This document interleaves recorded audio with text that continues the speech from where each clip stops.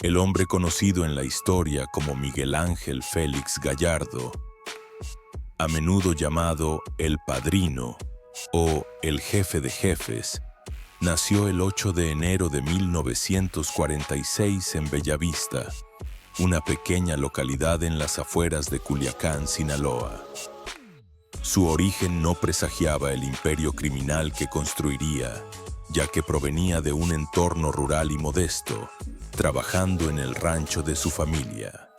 Sin embargo, a diferencia de muchos de sus contemporáneos que se dedicaron exclusivamente a la agricultura o al contrabando a pequeña escala, Félix Gallardo poseía una inteligencia aguda y una ambición que trascendía las fronteras de su estado natal.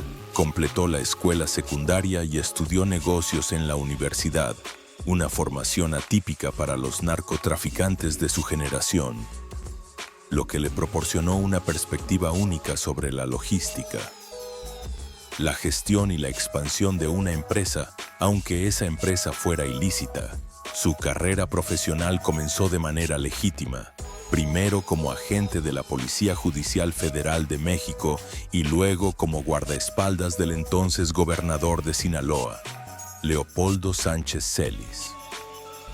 Estas posiciones le otorgaron una invaluable comprensión de las estructuras de poder político y de las fuerzas del orden en México, así como acceso a una red de contactos corruptos que se convertiría en la piedra angular de su futuro imperio. Observó de primera mano cómo la corrupción sistémica permitía que las actividades ilegales florecieran bajo un velo de protección oficial. Una lección que aplicaría con una eficacia devastadora. El contexto en el que Félix Gallardo llegó a la mayoría de edad fue fundamental para su ascenso. Sinaloa, un estado en la costa del Pacífico de México, ha sido durante mucho tiempo el epicentro del cultivo de adormidera y marihuana en el país, ganándose el apodo de la cuna del narcotráfico mexicano. En las décadas de 1960 y 1970, el negocio estaba dominado por figuras pioneras como Pedro Avilés Pérez, conocido como el León de la Sierra. Avilés fue uno de los primeros en utilizar aviones para contrabandear drogas a los Estados Unidos, transformando una serie de operaciones familiares y regionales en una empresa más sofisticada y lucrativa. Félix Gallardo trabajó bajo la tutela de Avilés, aprendiendo los entresijos del comercio, desde el cultivo y la protección de los campos hasta la gestión de las rutas de contrabando conocidas como plazas. La muerte de Avilés en un tiroteo con la Policía Federal en 1978 creó un vacío de poder significativo en el Hampa mexicano. Mientras otros luchaban por fragmentos del imperio de Avilés, Félix Gallardo vio una oportunidad no solo de tomar el control, sino de revolucionar por completo la estructura del narcotráfico en México. Su visión no era simplemente heredar una plaza o una ruta, sino crear un consorcio unificado que controlara toda la cadena de suministro de drogas y todas las rutas hacia los Estados Unidos. Se dio cuenta de que las disputas internas y la competencia entre los diferentes clanes de contrabando los hacían vulnerables a las fuerzas del orden y limitaban su poder de negociación y sus ganancias. Su propuesta era audaz y sin precedentes: unir a todos los principales traficantes bajo una sola organización paraguas, centralizando el poder, maximizando la eficiencia y, lo más importante, comprando protección al más alto nivel del gobierno mexicano. Este concepto sentaría las bases para la creación del Cártel de Guadalajara, la primera superorganización del narcotráfico en México y la precursora directa de todos los cárteles modernos, incluido el de Sinaloa. Para llevar a cabo su ambicioso plan, Félix Gallardo se asoció con dos figuras clave que se convertirían en sus socios más importantes. Rafael Caro Quintero, un joven y carismático cultivador de marihuana de Badiraguato, Sinaloa, conocido por su innovación en el cultivo a gran escala de cannabis sin semilla. y Ernesto Fonseca Carrillo, alias Don Neto, un traficante de la vieja escuela con profundas conexiones y una reputación de violencia y astucia. Juntos, este triunvirato poseía el equilibrio perfecto de visión empresarial, capacidad de producción y fuerza bruta. Trasladaron su base de operaciones de la vigilada Sinaloa a Guadalajara, Jalisco, una ciudad más cosmopolita y céntrica que les permitía operar con mayor discreción y coordinar mejor sus actividades a nivel nacional. Desde allí, comenzaron a convocar a los líderes de las diversas plazas de contrabando a lo largo de la frontera entre Estados Unidos y México. Félix Gallardo no utilizó únicamente la fuerza para lograr su objetivo. Su principal herramienta fue la diplomacia y la promesa de una prosperidad mutua sin precedentes. Les ofreció un trato, en lugar de luchar entre sí por el territorio y los precios. Todos trabajarían bajo la bandera del Cártel de Guadalajara. Él se encargaría de negociar con las autoridades políticas y policiales, garantizando la protección para todos, mientras que los jefes de plaza mantendrían el control operativo de sus territorios, pagando una parte de sus ganancias a la organización central por el uso de la infraestructura y la protección. Esta estructura, similar a una federación de franquicias, pacificó el hampa mexicano y permitió un crecimiento exponencial del negocio. Bajo el liderazgo de Félix Gallardo, el Cártel de Guadalajara consolidó su control sobre casi todas las rutas de contrabando hacia los Estados Unidos, monopolizando de hecho el tráfico de marihuana y heroína desde México. Sin embargo, un cambio en el panorama mundial de las drogas a finales de la década de 1970 y principios de la de 1980 presentaría a Félix Gallardo su oportunidad más lucrativa y, en última instancia, la más peligrosa. El gobierno de Estados Unidos, bajo las administraciones de Carter y Reagan, intensificó sus esfuerzos para cerrar las rutas de contrabando de cocaína a través del Caribe, utilizadas principalmente por los poderosos cárteles colombianos de Medellín y Cali. Con sus rutas tradicionales bloqueadas, los colombianos necesitaban desesperadamente un corredor alternativo para hacer llegar su producto al mercado estadounidense, el más grande del mundo. Fue en este momento que la visión de Félix Gallardo demostró ser verdaderamente profética. Su organización unificada y bien protegida era el socio perfecto que los colombianos necesitaban. Viajó a Colombia y se reunió con figuras como Pablo Escobar y los hermanos Ochoa del Cártel de Medellín, así como con los hermanos Rodríguez Orejuela del Cártel de Cali. A diferencia de los contrabandistas mexicanos anteriores, que eran vistos como meros transportistas de bajo nivel, Félix Gallardo se presentó como un igual, un empresario con el control total de la infraestructura de contrabando de todo un país. Propuso un acuerdo innovador. En lugar de un pago en efectivo por sus servicios de transporte, el Cártel de Guadalajara recibiría un porcentaje del cargamento de cocaína, inicialmente entre el 30 y el 50%. Este acuerdo transformó radicalmente el papel de los traficantes mexicanos. Dejaron de ser simples mulas para convertirse en distribuidores mayoristas por derecho propio, con acceso directo a vastas cantidades de cocaína que podían vender en el mercado estadounidense. Las ganancias se dispararon a niveles astronómicos y el poder del Cártel de Guadalajara creció hasta convertirse en una fuerza casi intocable dentro de México. Se jactaban de tener en nómina a gobernadores, jefes de policía, comandantes militares y altos funcionarios de la Dirección Federal de Seguridad, DFS, la principal agencia de inteligencia de México, que en la práctica se convirtió en el brazo armado del cártel. Esta era de prosperidad sin precedentes se basaba en un delicado equilibrio de corrupción y discreción. Mientras el cártel evitara la violencia excesiva y el escrutinio público, sus protectores en el gobierno podían hacer la vista gorda. Sin embargo, esta edad de oro no duraría. La creciente escala de sus operaciones, especialmente las plantaciones masivas de marihuana de Caro Quintero como el Rancho Búfalo, que empleaba a miles de trabajadores y producía miles de toneladas de cannabis, comenzó a atraer una atención no deseada.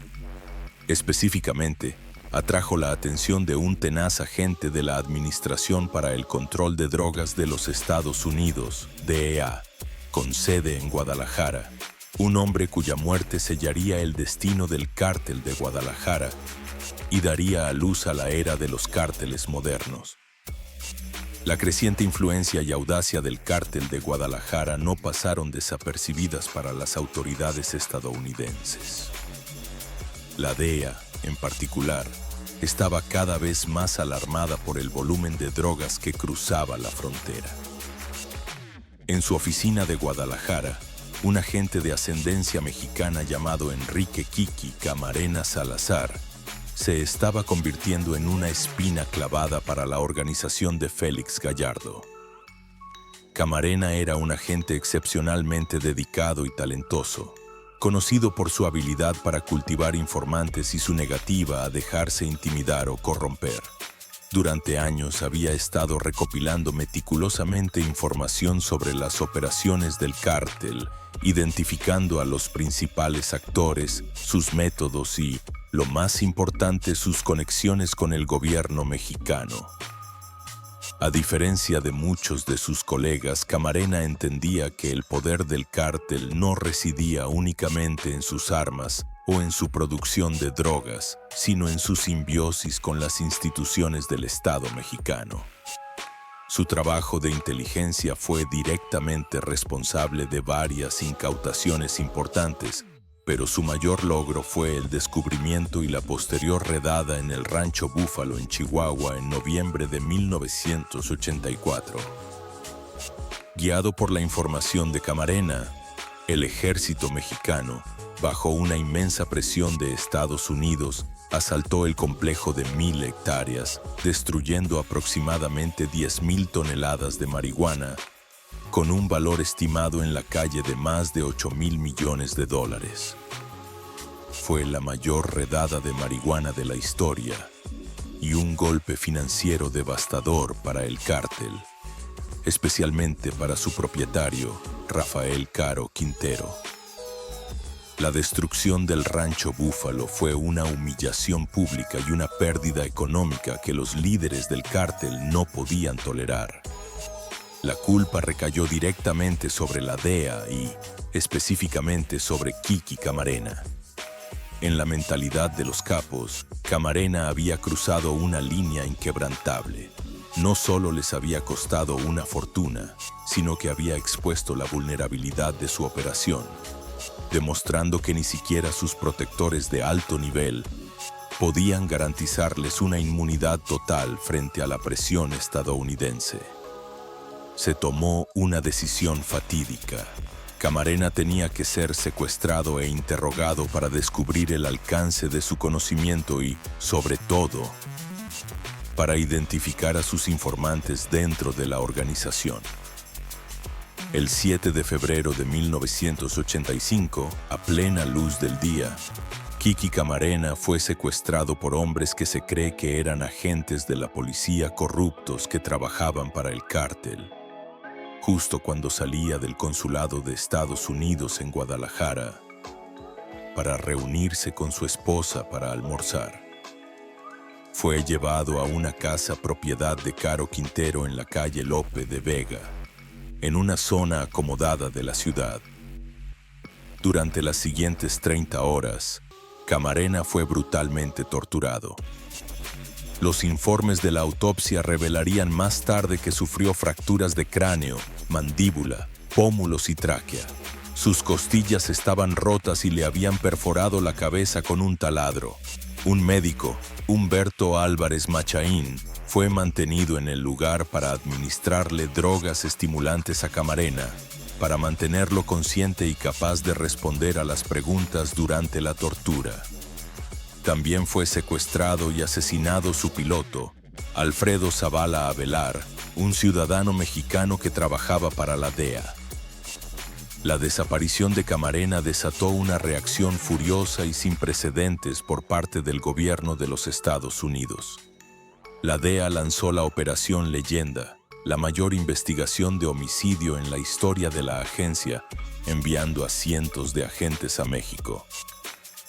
El gobierno de Reagan ejerció una presión diplomática y económica inmensa sobre México, ralentizando el tráfico en los cruces fronterizos y emitiendo advertencias de viaje, estrangulando el comercio y el turismo. El mensaje de Washington era inequívoco. La cooperación normal no se reanudaría hasta que los asesinos de Camarena fueran llevados ante la justicia. El asesinato de un agente federal estadounidense fue el error de cálculo catastrófico de Félix Gallardo. Había subestimado gravemente la respuesta de Estados Unidos y sobreestimado la capacidad de sus protectores mexicanos para protegerlo de la ira de una superpotencia. La presión se volvió tan intensa que incluso sus aliados en el gobierno mexicano se dieron cuenta de que no podían seguir protegiendo al cártel. La cacería humana estaba en marcha. Los cuerpos de Camarena y Zavala fueron descubiertos un mes después, el 5 de marzo de 1985, envueltos en plástico y arrojados en una zanja en una zona rural de Michoacán. El descubrimiento solo intensificó la furia de Estados Unidos. Bajo una presión implacable, las autoridades mexicanas finalmente comenzaron a actuar. Rafael Caro Quintero huyó a Costa Rica, donde fue arrestado en abril de 1985 gracias a la información de la DEA y extraditado a México. Ernesto Fonseca Carrillo, Don Neto, fue detenido en Puerto Vallarta ese mismo mes. Sin embargo, Miguel Ángel Félix Gallardo, el padrino, el arquitecto de todo el sistema, logró permanecer prófugo durante 4 años más, utilizando su vasta red de contactos y su considerable fortuna para evadir la captura.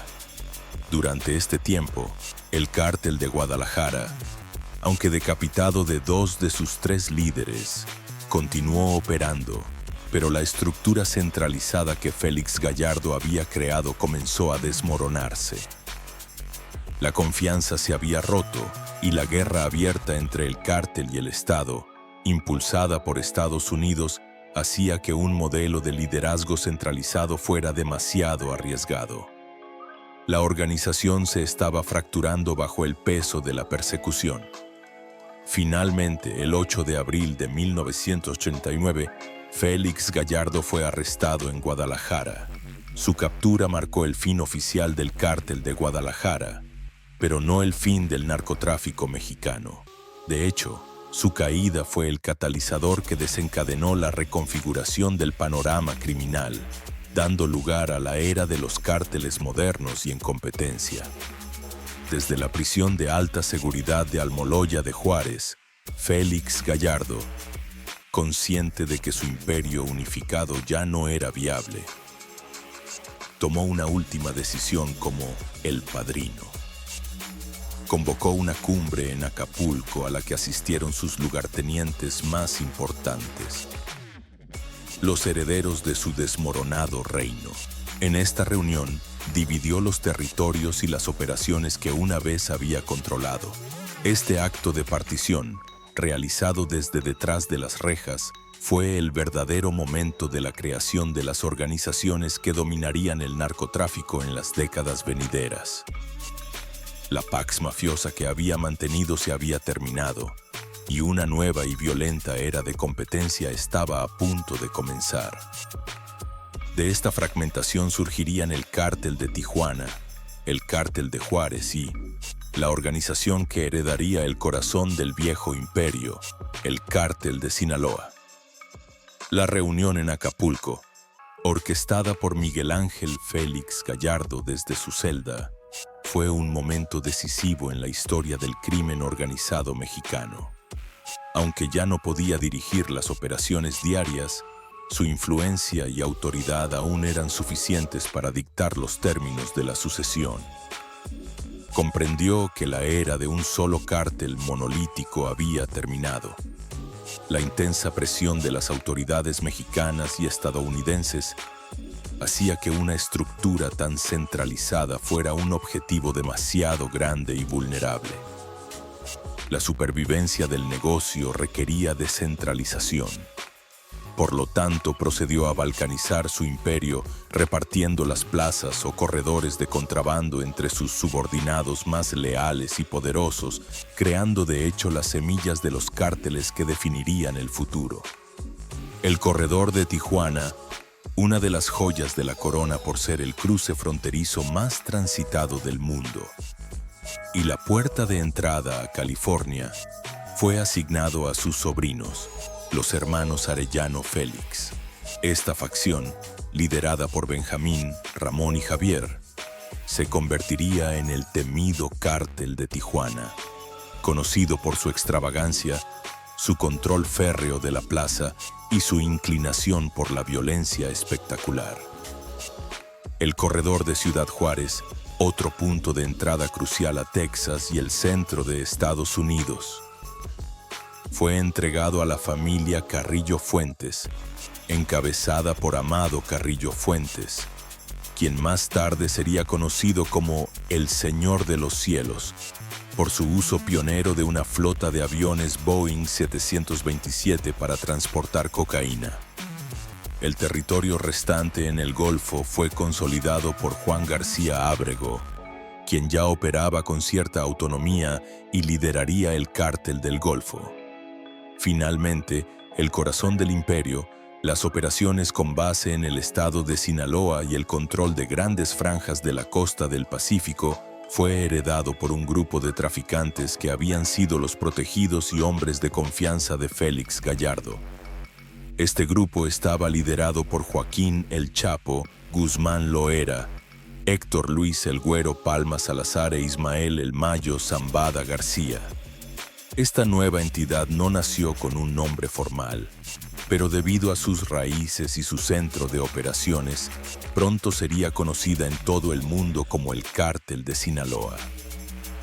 A diferencia de los otros grupos que a menudo se organizaban en torno a una estructura familiar jerárquica y rígida, el Cártel de Sinaloa operaba más como una federación o una alianza de capos independientes. El Chapo Guzmán, El Güero Palma e Ismael El Mayo Zambada eran socios, no un jefe y sus subordinados. Cada uno dirigía sus propias operaciones y células, pero cooperaban en empresas a gran escala, compartían información de inteligencia, se apoyaban mutuamente en conflictos y utilizaban la misma red de corrupción para proteger sus intereses. Esta estructura descentralizada y flexible sería una de las claves de la notable longevidad y resistencia del Cártel de Sinaloa. Si un líder era capturado o asesinado, la organización no colapsaba. Las otras facciones simplemente absorbían sus operaciones o un nuevo líder emergía para tomar su lugar. El Mayo Zambada, en particular, se convirtió en la figura estabilizadora y el estratega en la sombra de la organización. Un ranchero discreto y de la vieja escuela, Zambada rara vez ha pisado una cárcel y ha permanecido en la cúpula del cártel durante décadas, sobreviviendo a innumerables guerras, traiciones y ofensivas gubernamentales, lo que le ha valido una reputación casi mítica como el poder fáctico detrás del trono. Sin embargo, la división del Imperio de Guadalajara no condujo a una paz duradera. Por el contrario, desató una era de competencia feroz y guerras sangrientas entre las nuevas organizaciones. La vieja camaradería forjada en el Cártel de Guadalajara se disolvió rápidamente, reemplazada por la desconfianza y la ambición. La primera y más brutal de estas guerras estalló entre los antiguos socios. El Cártel de Sinaloa y el Cártel de Tijuana de los hermanos Arellano Félix. La disputa comenzó por el control de las plazas y las deudas de drogas, pero rápidamente se convirtió en una vendetta personal y sangrienta. En 1992, hombres de los Arellano Félix intentaron asesinar a El Chapo Guzmán y a El Güero Palma en una discoteca de Puerto Vallarta. Aunque ambos líderes de Sinaloa escaparon, varios de sus asociados murieron.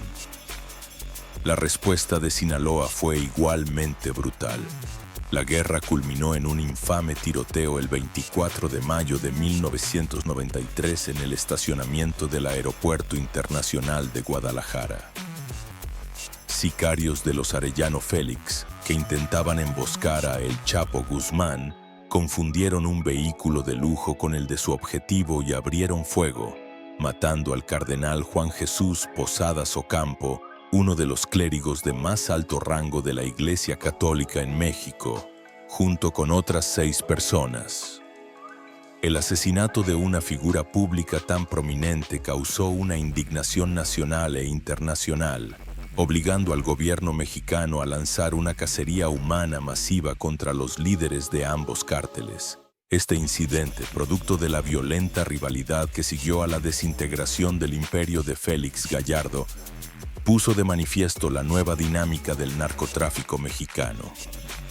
Ya no se trataba de una operación discreta y corruptora, sino de una guerra abierta y brutal que se libraba en las calles de las ciudades de México. A raíz del asesinato del cardenal Posadas Ocampo, Joaquín El Chapo Guzmán se convirtió en uno de los hombres más buscados de México.